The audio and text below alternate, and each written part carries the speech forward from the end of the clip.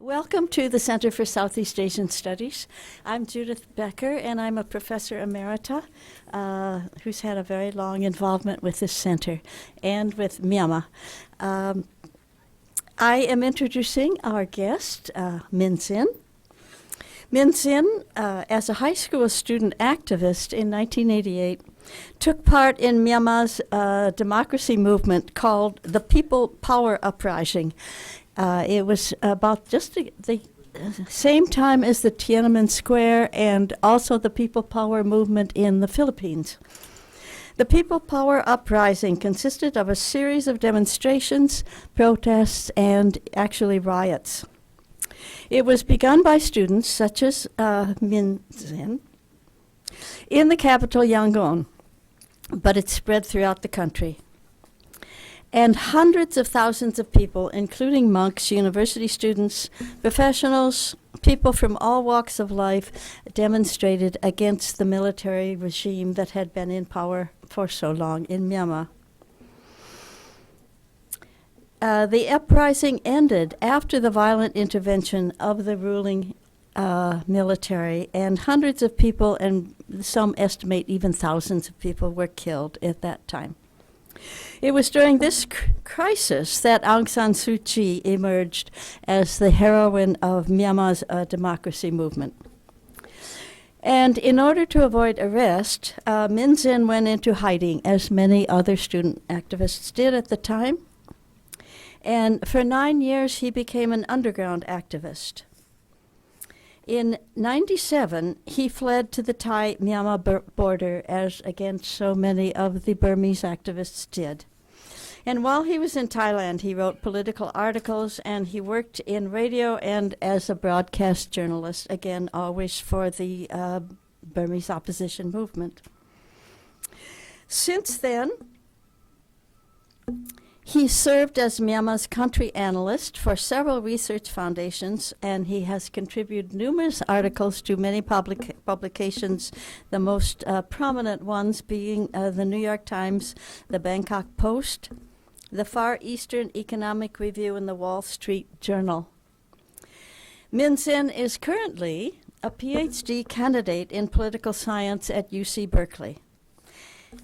And he's going to talk about Burmese politics in the aftermath of the 2015 elections, and of course it couldn't be more appropriately timed. A tipping point in civil-military relations. Welcome to Ann Arbor, Min Sin.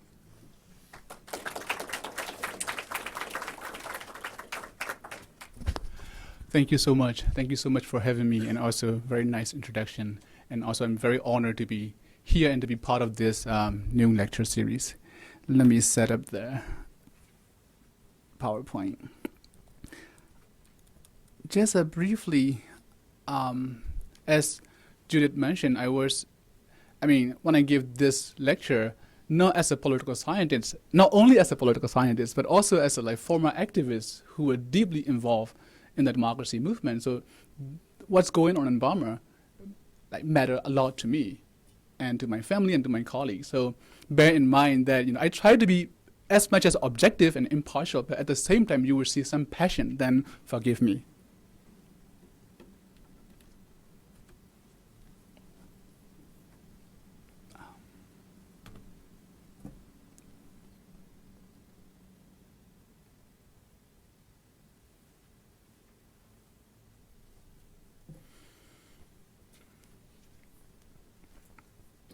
So as I said, the talk will be mainly about what do we expect in the aftermath of this significant election in Burma that took place last Sunday. So I will divide my talk in 3 parts. The first part will be how do we make sense of this election? And the second part will be what's next? What do we expect out of this? And the third, they are the issues that matter in the consolidation of democracy process in Burma.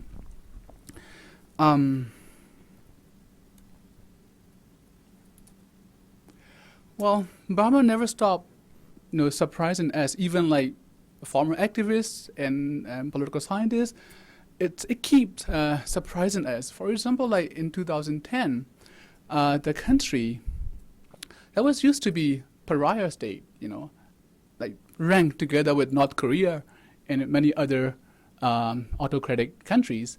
But in 2010, Burmese military surprisingly decided to withdraw from the direct control of political power into the backseat. And that transition in 2010-11 from the pure military dictatorship to some kind of semi-hybrid regime in 2010, 2011, that allowed people like me in exile going back to Burma. And many of my friends and colleagues, including my eldest brother, were released from the prison. Many of the political prisoners, they were released from the prison, including well-known opposition leader Daw Aung San Suu Kyi. So that was a big, significant step in 2010-11. So to surprise of many observers, as I said, they made big step out of pure autocracy. And the second thing is that now in 2015 election, and we expected the opposition will win, but we had not expected the victory would be that sweeping. When I woke up this morning, I found out like how opposition, the NLD, passing the threshold. When it's a required threshold is 67% of the seat in the parliament. The opposition need to win presidency, basically to be able to form government. Because when you have 25% reserved seat for the military, you need more than a simple majority. So it's require 67%. So it means 333 seats. So now opposition passed that threshold. So basically mean the NLD, the opposition leader, is going to be in the new administration. That's a big surprise. The ruling party, backed by the military, it's a green color, only 40. So it's a big difference in terms of number. Let me give you another. Lower house right now, you can see all these greens are controlled by the ruling party, backed by the military. After this election, it will be like this. The red by the opposition party. This is totally, U-turn in terms of public support. So I think this is very important to see the people of Burma basically gave a clear signal, a message to the military that we don't want you. So that's a very thrilling experience for observer as well as who were involved in the process. So how do we make sense of the election? I think that first of all, there was a relatively low level of fear and fraud. Of course, there was some intimidation, violence, but generally speaking, low level of fear and fraud. And because of very active media and international scrutiny. Another important phenomenon is that the ruling party and the military used excessive amount of money, basically infrastructure project and electricities from roads, and even though when you join the ruling party campaign, you're given at least $5 to $10 cash and free lunch and free T-shirt and free hat. It's a very huge clientelistic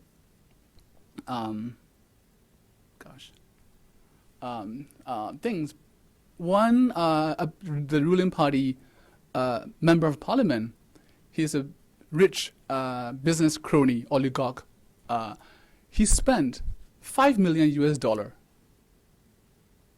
in order to maintain his own seat. When you look at his campaign, there are thousands of people around him because he gave all these goodies and handouts. But the result, he lost. So like $5 million US in that, The country like Burma, you spent for one constituency, but you still lost. You still got defeated. So I can definitely say that clientelism did not work, at least in this election. It's a good contrast with some of the neighboring countries in Southeast Asia. Another one is also identity voting, like cleavage voting.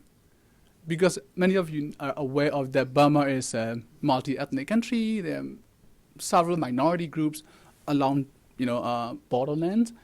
And not only the ethnic minority, and recently there's an issue of religious nationalism has been on rise. So like Buddhist monks, basically, some extreme elements of the Buddhist monks trying to campaign against the Aung San Suu Kyi and the opposition party because they believe the oppositions are too liberal, not care much about religion and nationalism.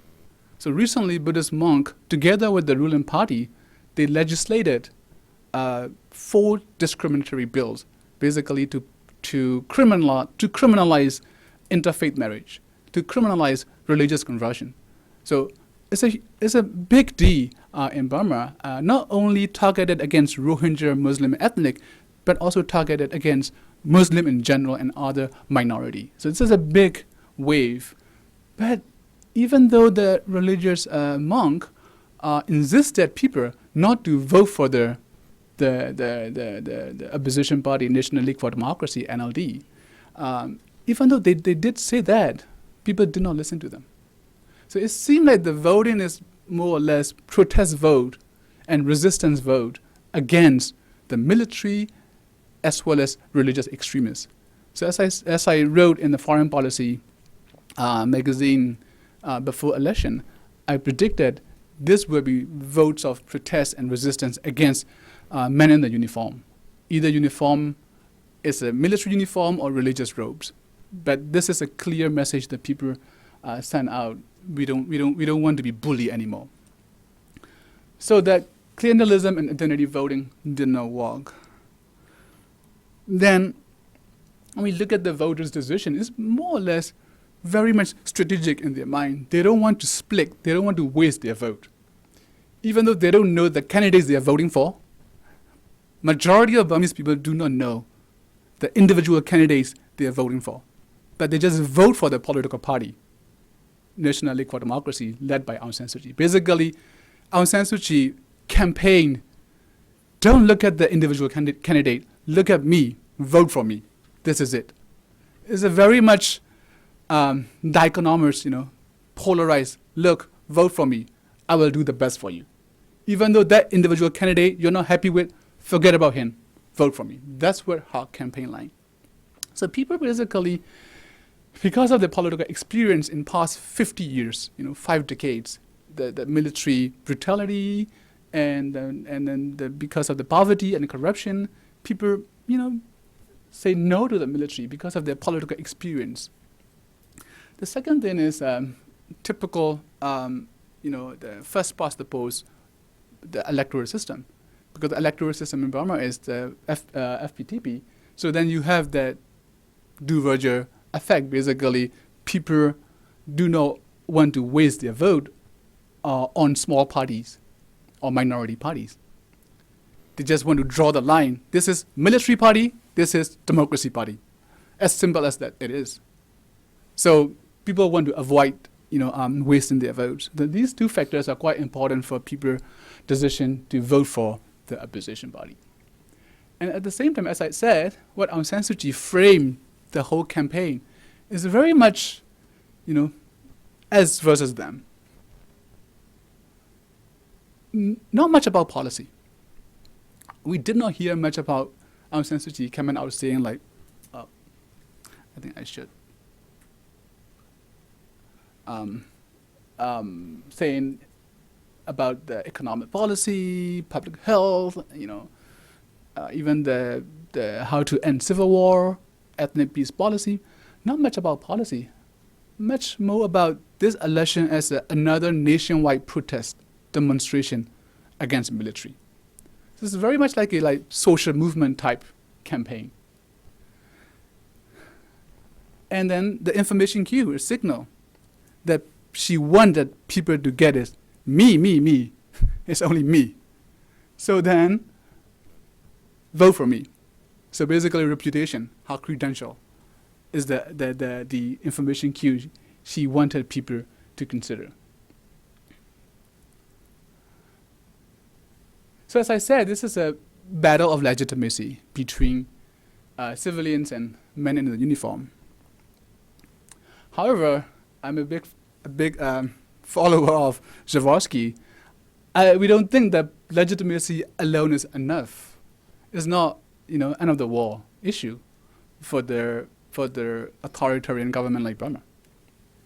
It's very important in this modern war, but it's not that important that will lead to the regime breakdown.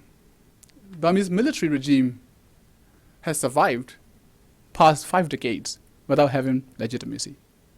They can continue to survive without having legitimacy. So it's very important because we send a very clear message, but legitimacy alone, I think legitimacy is kind of overrated sometimes. It's like orange juice, Thinking it can heal a lot of things. So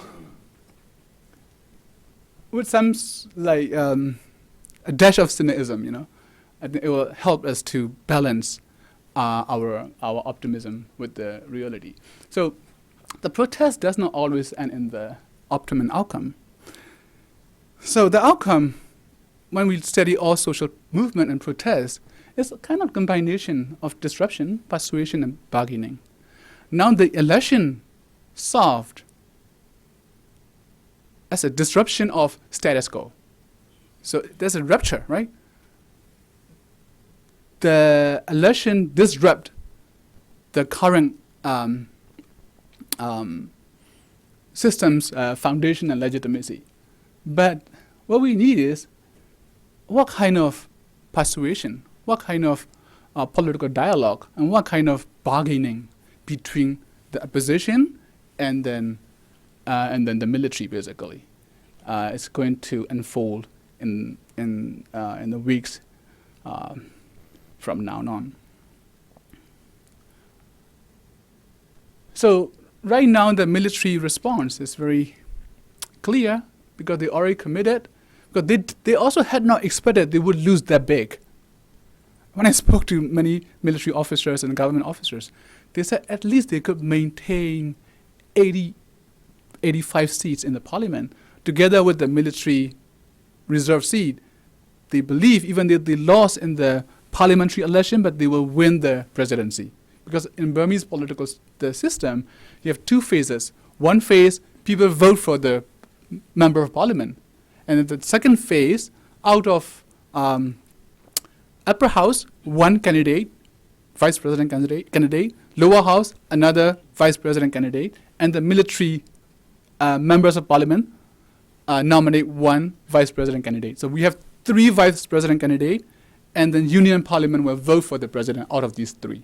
So it's a very complicated process. So the military was strongly convinced, even though we lost in the first phase of election in popular vote, but in the second stage, they had not expected Aung San Suu Kyi and the opposition will win 67% super majority to become to take over the presidency. So now, because of they committed to transfer of power, now they said we are going to proceed with the power transfer and to the NLD-led government. But they were definitely jealously guarded against any fundamental reforms of constitution. Why? Very briefly, Burmese constitution that was approved in 2008 reserve lots of prerogative for the military. First of all, there are 25% reserve seat in the parliament for the military. So they did not need to run for the election. They had automatic 25% seats in the parliament. And the military dominated kind of Politburo type executive body, which is called the National Defense and Security Council. That body, 11-member body, military has a 6 in that body. So no matter what, military can veto whatever decision in that National Defense and Security Council. That council can call for emergency situation in the country. That council can mandate the military chief to stage coup. If the military chief think the country is in danger, they can stage coup legally, at least for 2 years. So there are like some prerogative, but there are a lot of other prerogatives, military exercise according to the constitutions. So as I said, military will proceed with the power transfer, but they will say, don't touch on the constitution. We will not allow any fundamental amendment in the constitution. One of the major amendments the opposition want to make is that, call it 59F, Article 59F, which prevent Aung San Suu Kyi to become president because she was married to British academic and she has 2 sons who are British citizens. So if your spouse or if your family members are foreign citizen, you are not allowed to become president. So Aung San Suu Kyi tried to amend this particular clause, but as far as I know, military will say no way. So even though she win big, she will not be president, according to this constitution.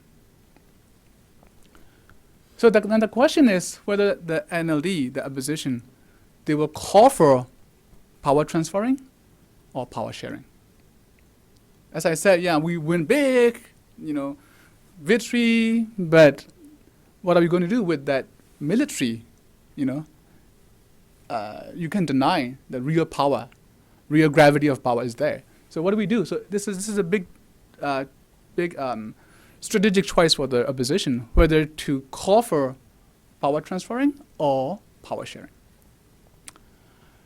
Now, Aung San Suu Kyi wrote letters to military chief, president, and speaker of the house. I want to see you guys because I want to discuss how do we proceed with that election outcome.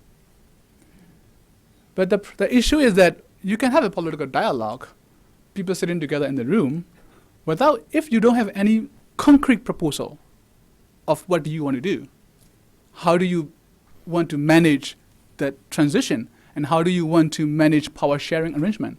Unless you have a concrete proposal, what military is likely to do is congratulate, we promise we will do power transfer, thank you, bye-bye.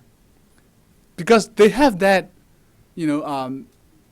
power enshrined in the constitution. So why do they bother offering their own deal?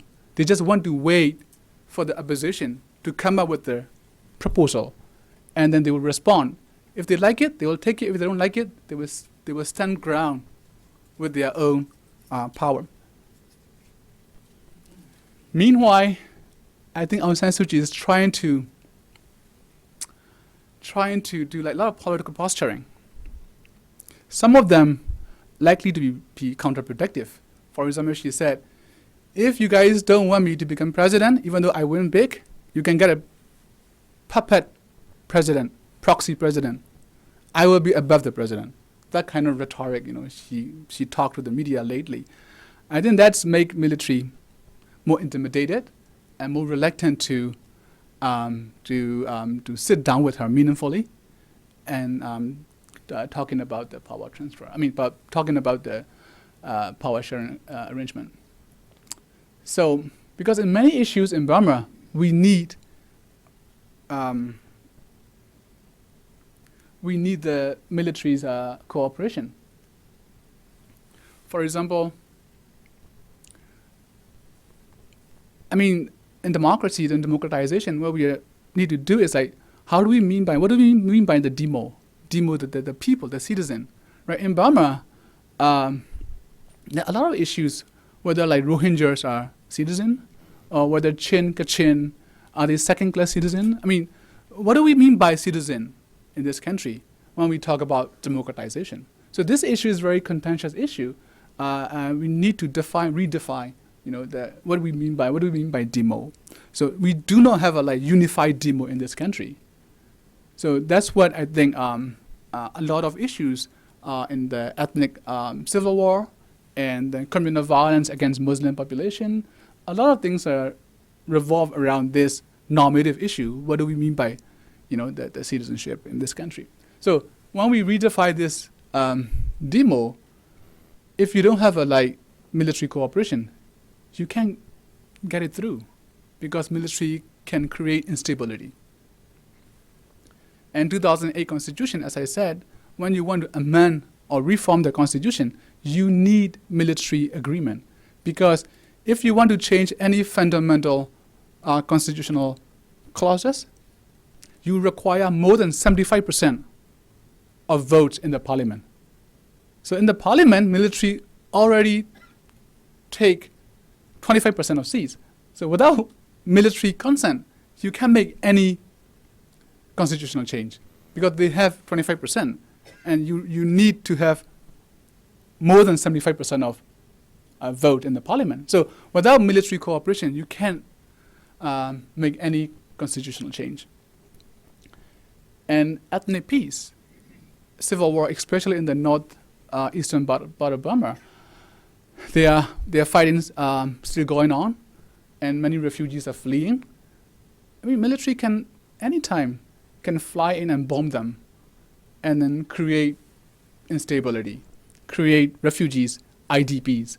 So when you want to sit down with the ethnic armed groups and try to resolve the civil war, you really need military cooperation. And the communal violence, the same. And then there's some political economy issues, such as opium production and trafficking. That's also related to the civil war. And also the Chinese invested missile dam, which was suspended in 2010-11. That issue will reemerge when the new administration take over the power. So these issues like land grabbing of the military are very rampant. So when you want to touch on these political economy issue, you do need military cooperation. And then China threat. This is another serious issue Burma is facing, because we all know China has long supported the ethnic armed group in the northern part of Burma, and Burmese military has a hard time, to fight against even some small group like Kokan in early this year. So when you want to talk about geopolitics, not only China is now, Japan is more involved, and U.S. and President Obama is visiting there soon. It's like 3 times in 5 years. It's a big, I think, price they want to. I mean, somehow it's relevant to Hillary campaign too, right? This is probably one of the Hillary's major achievement they can claim. So geopolitics is also important. China is worried. China already won the Global Time newspaper, already won NLD. Don't go too close to the America. So this is another issue. Without military cooperation, the NLD government, Aung San Suu Kyi, cannot resolve by herself. So as I said, if military does not see any incentive in the opposition offer, negotiation offer, they just go stand their ground with 2 means. One is, as I said, formal mechanism. 2008 Constitution granted more than enough prerogative. As I said, even legal coup. So they can just sit on there. Yeah, you can run your new government, but you cannot address main issues without our support. So 2008 Constitution as a formal mechanism will be very crucial for the military to keep the status quo in essence. Another one is informal mechanism. As I said, they can launch, they're now launching basically major offensive in the northern part of Burma. How does a new government run the country when you have huge refugees and IDPs running around in the northern part of the country where you have loss of natural resources? And they can instigate new wave of religious nationalism by coordinating with some of the extreme monks in the Buddhist clergy. So, going back to my main argument, yeah, we win, but you need a particular plan, a concrete proposal, how to persuade the military to be more comfortable with this transition. Because there is a myth of reform without loser is no longer tenable. They're loser, but how do you ensure the loser don't feel too intimidated and don't be too cornered? So that's I think, strategy that opposition should really consider, how to persuade and how to deal with the military to strike a good political equilibrium or bargain. So both mechanism, formal and informal, could help military to make new government ungovernable. Because a lot of bureaucracies are being embedded with the military officers, from senior bureaucrats down to the driver. In many ministries, military embed, penetrate their people in the civilian ministries. So, as I said, the challenge of that civil-military relation, the challenge of the transition, would come down to a new president strategy, so basically the opposition strategy. How far do you want to push? That's a most important thing, I would say. But that could be tipping point, right? If they are strategic enough, skillful enough, it could lead to gradual, more stable transition. If they push too harsh, it could lead to instability and even legal coup. So this story of transition is somehow speak to the literature of Asian democratization and civil-military relation, because it emphasized a lot on leaders and their strategic choice. So we all know the classic literature, leadership matters, timing matters, the level of change matters. And also what kind of choice leaders going to make. So it does not discount the importance of structural factors such as economic inequality, because of in Burma, a few people are so super rich and majorities are really poor, ethnics are being marginalized. So these are very important structural factors, and also other institutional factors and cultural things. All these things matter, but in order to break this particular deadlock, leadership matters. So far we have talked about election and possible prospect from this election and the sensitivity of the civil-military relation, depending on the leadership choice. Now we're talking about the issue that matter in the process of consolidation. Let's say if we manage to resolve that particular deadlock, military is willing to cooperate with the opposition, and what next in the long run? I think we'll talk about three type of institutions. One is a more representative institutions, which mean electoral system. I think we should seriously think about first past the post, whether it's a good for the country with the multi-ethnic population. So the policymaker should pay attention and should study more about possibility of either PR or mixed system in the country. And another one is a more mediating institution like political parties civil societies, NGOs, media, how do they locate themselves in this transition process? Because as I said, the NLD behave itself as a movement party, as a social movement. So when you, as a big political party, behave as a social movement, it definitely steals the show.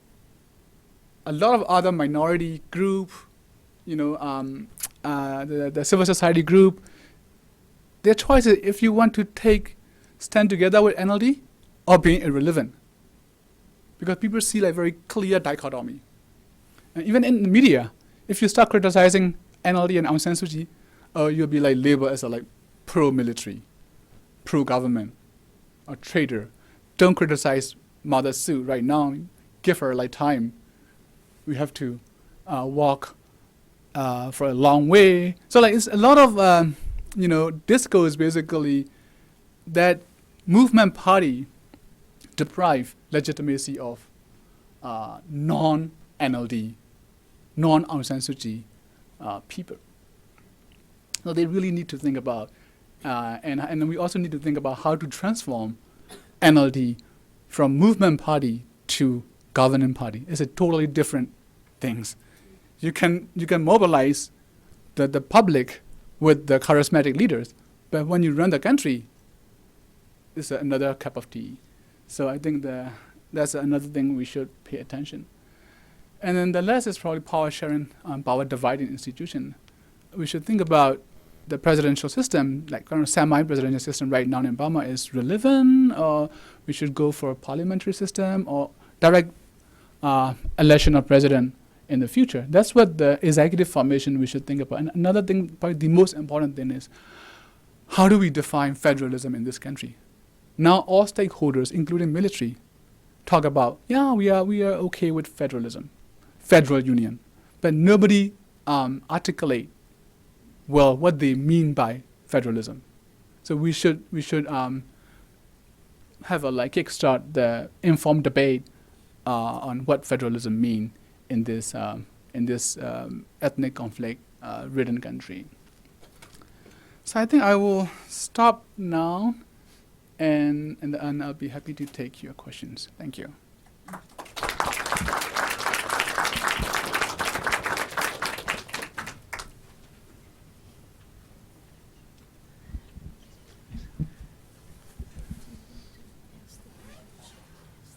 You please do, yeah. Could you explain why you think the Army decided to yield partial power, or at least make some overtures in 2010, 2011? What was their calculus? What pressures did they feel to modify their existing position? I think probably three major issues. One is that China factor. In past 20 plus years, since 1988 to 2010, the Burmese military over-relied on China because of international sanction, especially the huge military weapons purchase from China, and then it did not turn out to be pretty good. And China also expected a lot of return, including natural resources. So I think Burmese military is a bit, worried about that over-reliance on China. That they just want to, not to go against China, but at least to bring more actors, especially the United States, into the game. That's one major issue, I would say. The second is that poverty, because of mismanagement, corruption, and also economic sanctions, hurting the country a lot. Before 2010, even Burma cannot use U.S.-dominated transition because of U.S. dollar-based transaction because of the U.S. financial sanction. So it's a lot of issue for the Burmese military to consider how to make even basic businesses, and that's another one. The third is the wave of Arab Spring at the time. They don't want to see another mass protest like 1988 or 2007 Buddhist monk protest, because they really, they can kill people, but it's like huge cost, right? So that's another reason, the three reasons. First, China factor. The second is impoverished situation is too much being left behind, even in the region. So many of the military general I spoke to, they said, is it possible for us to do something that can allow us, similar to Indonesia under Suharto, South Korea under Park Chung-hee, we are okay with the West, why we maintain the power? So that's their plan, their way out. That's why they make sure the constitution favor all these prerogatives they need, including the legal coup.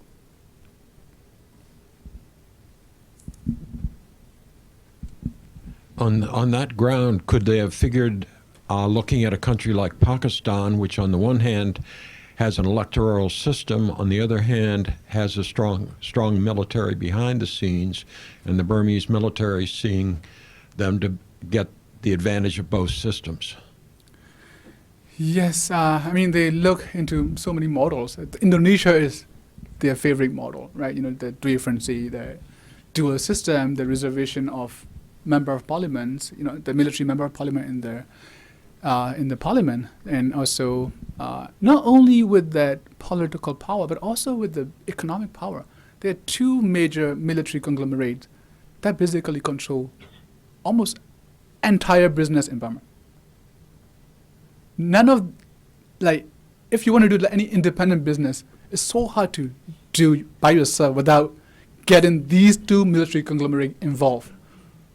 From public transportation to banking to you name it, everything, even like the recently rising telecommunication sector. So they control not just, I would say, I think in past 5 years, the phenomenon I've been seeing is that not just emergence of iron triangle, like military, and then the business oligarch, and then the religious extremists. So these like the iron triangle is entrenching. I think even though you can reform constitution, Aung San Suu Kyi becoming president, I don't see much significant change in that fundamental power structure. Basically, military, corporate interests, and then oligarch, and then their ideological orientation, which is the religious nationalism. So I think this is a serious structural issue. That's why I said structural issue is very important. But first, we have to get it through with the leadership prudence and strategy. Yes, please. Can you say something about divisions within? Sorry, can you say something about divisions within the military? So particularly the recent sacking of the speaker, and sort of what that tells us or doesn't tell us about opportunities to maybe split that coalition. I think the military has a long perception that the civilian politicians are not trustworthy, even though the military generals who take off uniform, becoming a politician, they are not trustworthy. So in past 4 or 5 years, what military saw their own ruling party, the USDP, the ruling party, basically all former military guys. But military saw them in fighting between the president and the Speaker of the House. They got frustrated. Geez, these guys, they became a politician. They're not trustworthy. So, but at the end, military decided to purge Speaker of the House because this guy is so close to Aung San Suu Kyi. So for the military, what they want to do is, they still want to do discipline, flourish, and democracy. Basically, we maintain veto power. We maintain major economic assets in this country. And then the rest, you can make a big noise and talking shop in the parliament, whatever you do, that's fine. And so access to power is now broadened, but the exercise of power remain more or less the same in the military's hand. So in terms of military unity, as far as I know, pretty good. The division is like the military proxy party. For the military, I think they just help President Thein Sein. Look, I will beg you to purge these guys who betray us by working with Aung San Suu Kyi. But now, I think for the military, the most important issue is for them whether they abandon the ruling party, which did poorly perform in the election. We had the historical precedent. In 1960, there was an election during the parliamentary period. The military backed particular fashion, they call it stable fashion, particular fashion in the ruling government against, at the time, Prime Minister U Nu. So military backed a particular fashion. But that group failed, got defeated in 1960 election, and the military abandoned them. Move on with 1962 coup. In 1988, after big uprising, it was then Burmese Socialist Programming Party, BSPP, government, led by Ne Win, General Ne Win. After the military coup in 1990 election, military saw these guys did not do well. So military abandoned BSPP, at the time NUP, the new name.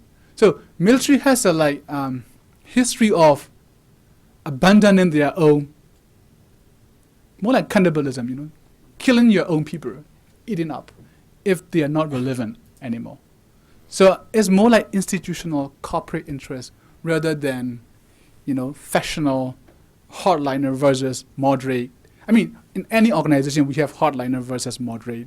But the more I interview military generals, even though the guys who been purged brutally, like the former military intelligence chief, General Kim Yon, he was purged brutally. But when I talk to them, at the end of the day, there is no moderate hardline. There's always military soldier versus civilian. Their bottom line is not hardliner versus moderate.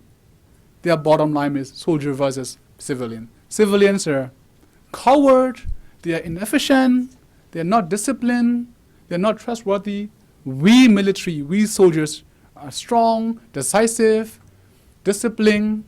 So that's a major divide. When we study transition, literature, typical proposal from the O'Donnell Schmitter is basically hardline versus moderate dichotomy. Is so important to decide political transition. What I see from the Burmese transition is still so far, even though you have hardline versus moderate, the most fundamental divide is soldier versus civilian divide is most significant.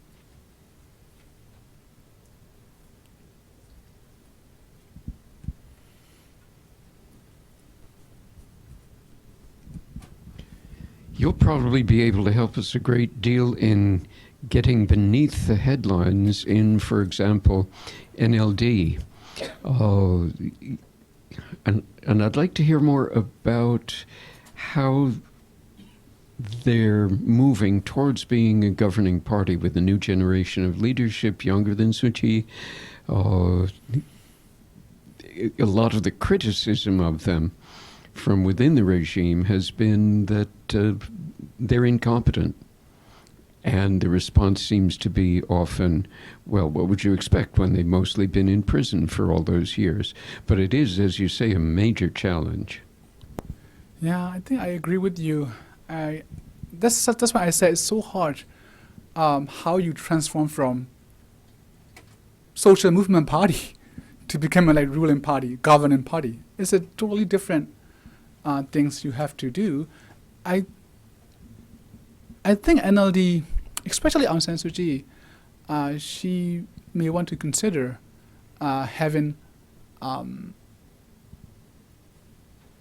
It's difficult because of human capacity in the country, which was run by the military for 5-6 decades, to have that locally grown. I'm not insulting, offending my fellow Burmese, but it is so difficult. I myself was surprised when I went back to Burma. My friends, my colleagues who spent years in prison, when it comes to religious nationalism, some of them think this is a good thing to support the monk. So it's for them, this kind of tolerance, this kind of a lot of, perception that's are misguided with regard to, that's not based on facts, right? So a lot of, my point is, it's like deep hole in human capacity. So I think Aung San Suu Kyi need public mandate as well as some kind of technocratic assistance. I'm not saying Berkeley Mafia or Chicago Boy but some kind of like technocratic assistance. That's what she need, and she need to be more open to criticism and advice too. So far, she seemed to be pretty oversensitive to any criticism. That's another issue. For example, like when it comes to a Rohingya issue, ethnic minority issue, and people criticize her stance, and she got really mad and got back to you harshly. So I think it's very important for her. Let me say one thing.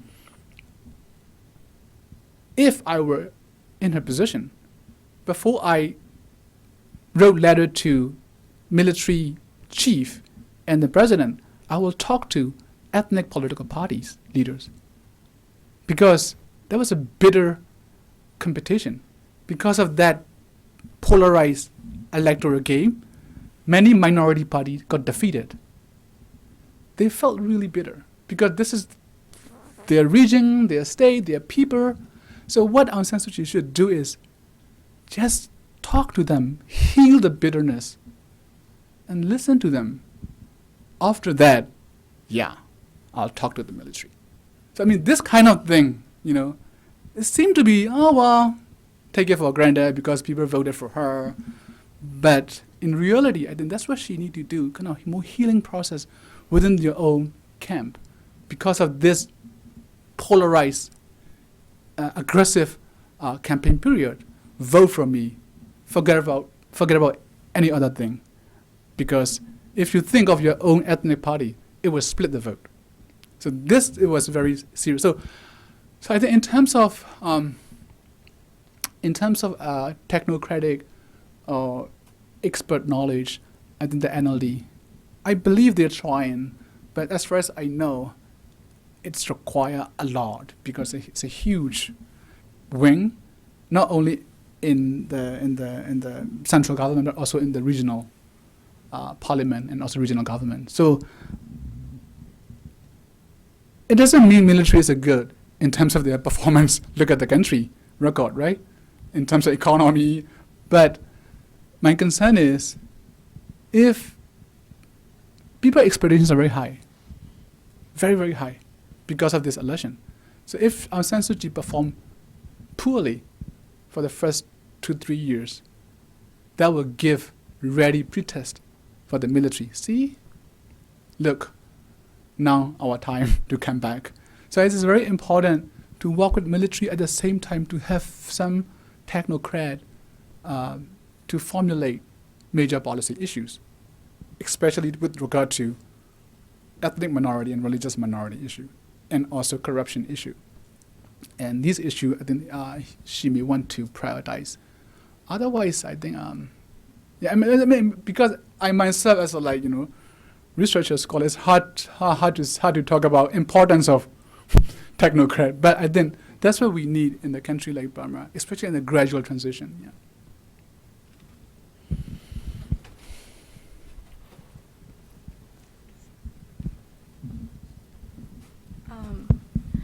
Can you explain a little bit more about the structure of NLD and why,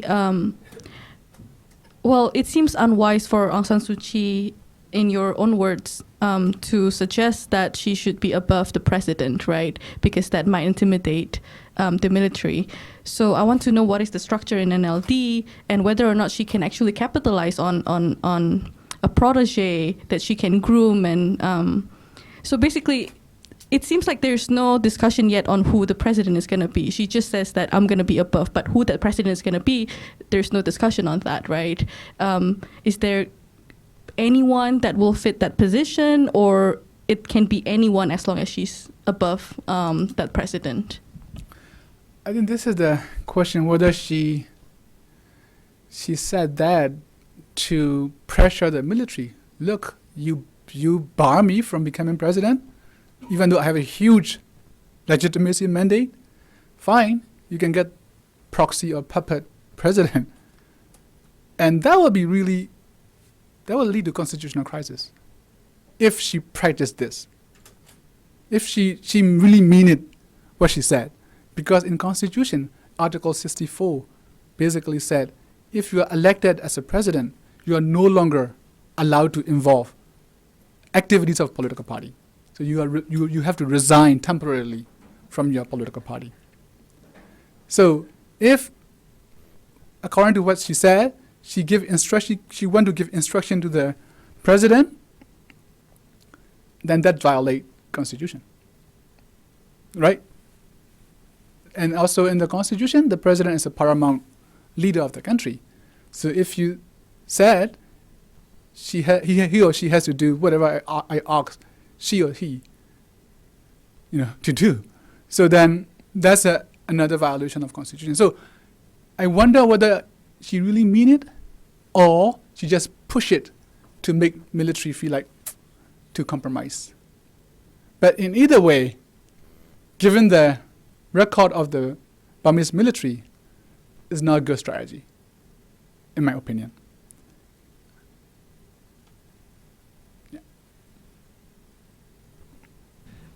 Just picking up on your very pertinent comment about the need for peacemaking between the NLD and the ethnic minority parts of the country.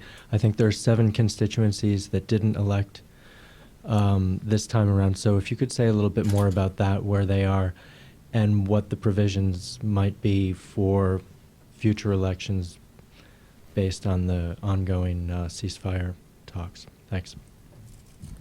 Yeah, there are 7 constituencies, mainly in the Shan state, because of instabilities, and also some constituencies are part of the Wa ethnic region.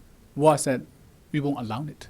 So basically, I think it's very important because military is going to use ethnic armed group in China as a way to counterbalance against Aung San Suu Kyi political and moral legitimacy. Because ethnic issue in Burma is so important, it goes beyond electoral cycle. It doesn't matter whether you win election or not. This is the issue because of armed struggle, because of the economy, war economy. So this is a crucial issue. So I think military will use this issue to make themselves relevant in the political game. So for Aung San Suu Kyi, it's very important how to deal with this. So now the good thing is that in past 5 years, I should give credit to President Thein Sein. He spent so much time to make the single text of the nationwide ceasefire accord. So basically, all ethnic group basically agree upon the text of the ceasefire contract agreement. But some people, a group already joined the accord.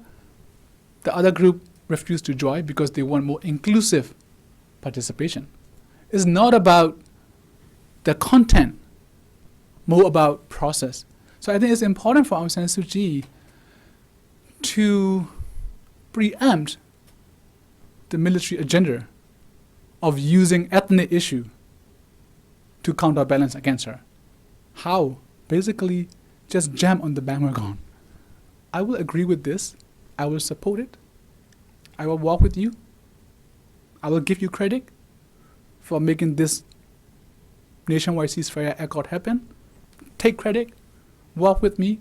I will try to persuade non-signatory ethnic armed group to join the process again. So that kind of conciliatory gesture and offer make military in a difficult position. Right? Make them feel welcome. This is the thing that we can have a common ground. Why don't we walk together on this particular issue. This is also very important for the country. So in this way, otherwise the military can use this issue to create instability. And also, this is risks of people's life. It's a war. So I think you're definitely right. Not only 7 constituency that could not be part of this election, but also that non-signatory ethnic armed groups in the current peace process, current ceasefire process, should be brought in. That's why I think she should use her political and moral capital, right? Then in the long run, it will be Aung San Suu Kyi. She became critic. But for the time being, I think she should give military and President Thein Sein take some credit and becoming architect of the peace in Burma.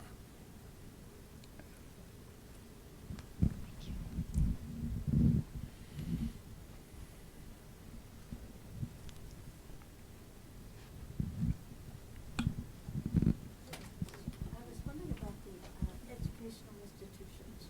I haven't heard Aung San Suu Kyi say anything about the disastrous situation of education. Is she concerned about that? Is the military? Is anybody? I think she's concerned about this issue. She was involved in education bill that was legislated early this year, even though many student activists felt it was not enough. And unfortunately, the bill did not recognize student union as a legitimate body. So many people, many activists, many students felt really upset because Aung San Suu Kyi was involved in this bill, and she herself agreed with the idea that there's no legitimate role for the student union per se in making the education reform process happen. So she has her own agenda, but many students and activists and experts are not feeling happy. Now there are many dozens of students are in jail. Some of them are in hunger strikes in their 20 plus days in hunger strikes. Some are hospitalized. I think somehow it seemed quite troubling for me. Aung San Suu Kyi has not mentioned anything at all about these students who are staging hunger strike for the release of political prisoners. There are about 200 political prisoners in jail. And Aung San Suu Kyi, even though after she won the election, she hasn't said anything. So one of my major concerns with Aung San Suu Kyi is that she so far failed to institutionalize her party. She failed to institutionalize the movement. She preferred to personalize the movement. That we will see unfortunate consequence of this personalization of opposition movement. Somehow, for the short period, with the euphoria, we all happy, but at the end, without having stable, institutionalized political party, without empowering civil society and media to become more independent and embed in the community, rather than just always support whatever she does, this sort of trajectory is not very good because she's aging, right? So I think this is one of her major flaws, I would say. Since she was released, she had ample of a lot of opportunity to recruit new generation leadership, to groom them, and to delegate them to do a lot of things. As far as I could observe, she failed to do so. But now, everybody is so happy, right? So why bother considering this issue? But I think soon we will see the consequence of this failure. I think this is at the end of the day, you will see the institutional vacuum in the country, because NLD will remain more or less movement party. The parliament will do whatever Aung San Suu Kyi asks them to do. Executive will do whatever she asks them to do. And once she's gone, there'll be big infighting, trying to seize the prize as the NLD, and you will see more fragmented political parties. So that's a danger of risks of, over-reliance on the individual political leader. So yeah, I'm a bit worried about that. So I think in an election as sweeping as this, one of the interesting things that we should look at is like, where did the military maintain their seats? Is there something different about those districts? Like, is there really high levels of insecurity there? Did the clientelism actually penetrate there as opposed to where it didn't? Do you have any thoughts on that? So far, not very clear, in terms of constituency and why, military. Some of the military top leaders, they got defeated in their own, constituencies. Basically, like military-heavy constituency, they lost. So we need to analyze more on this issue. And having said that, military still have a 25% of seats. I mean, when you exclude the 7 constituency, and even though 25% is more than that, because on paper 25%, in reality it will be more than that because of absence and all these constituencies. So I would say military will rely more on their own 25%, and for them. One thing is it's also very important, like regional, and let me give you like one regional issue too. The Commander-in-Chief, Burmese Commander-in-Chief visited Indonesia last year, and Indonesia Commander-in-Chief told him, basically, don't rush leaving politics. Even in Indonesia, we are having problem with budget, military budget. So if you leave politics hurriedly, you will be in trouble. So Burmese military chief was so happy. Wow, this is a good advice, right? We model after Indonesia. Now Indonesia said that. So so now when they talk to opposition, they will make all these like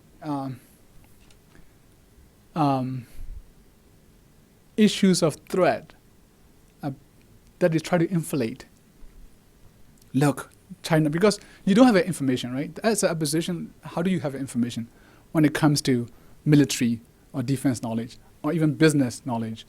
So that's another thing. So I think even though military lost in many constituencies that matter, but they can bargain with the opposition, we need that post because of instability in that region is so threatening for the national security. For example, like Shan State, I can't imagine military would allow NLD civilian or former political prisoner who does not have any experience running the Shan State. I think military would definitely come and say, look, it's too much. If you want to run it, but I dare to say you can't run because of, we are the one who call the shot. The regional commander in that state are the one who call the shot. The same with the Arakan State, Rakhine State, from the western part of Burma.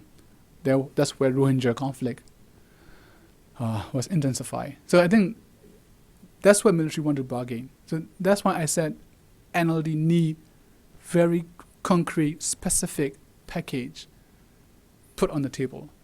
From that, they can discuss with military. Yeah. Thank you. I'm sorry to say that we're out of time, but on behalf of the Center for Southeast Asian Studies, I'd like to thank all of you for coming today, and I'd more like to thank Minzin for sharing his knowledge with us. Thank you. Thank you.